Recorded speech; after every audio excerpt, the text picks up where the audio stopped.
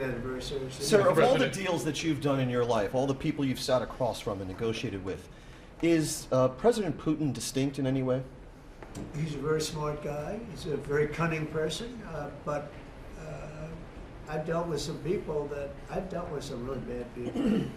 But I will tell you, as far as this is concerned, you have to understand, he had no intention, in my opinion, of settling this war. I think he wanted the whole thing.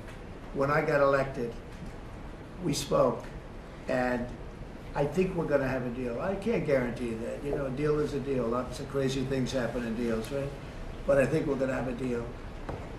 If I didn't get elected, I believe he would have just continued to go through Ukraine, and over a period of time, a lot of people would have been killed, would have lasted for a period of time.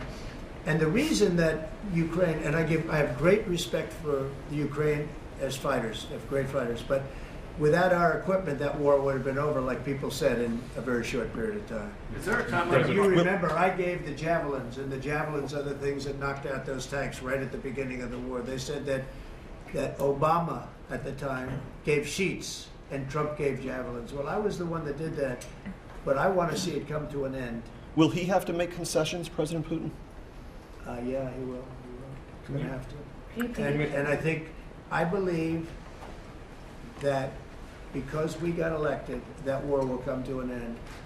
And I also believe if we didn't get elected, if this administration didn't win the election by a lot, that war would go on for a long time, and he would want to take the whole thing. What concession? The big question I had is, does he want to take the whole thing? But the reason, and the Ukrainians are good fighters, I have to say, but without the equipment, without our equipment, we have the best equipment in the world. We have the best military equipment in the world. Without our equipment, that would have been over very quickly. What concessions would you like to see? What concessions would you like to see? Oh, I don't want to start right now, but I can tell you that NATO you can forget about. I think that's probably the reason the whole thing started.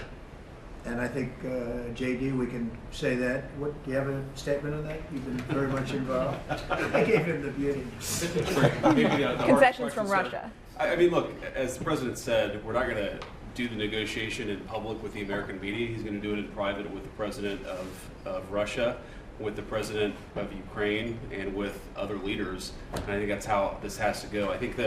I just want to push back against some of the criticism I've seen of the administration on this, because every single time the president engages in diplomacy, you guys preemptively accuse him of conceding to Russia.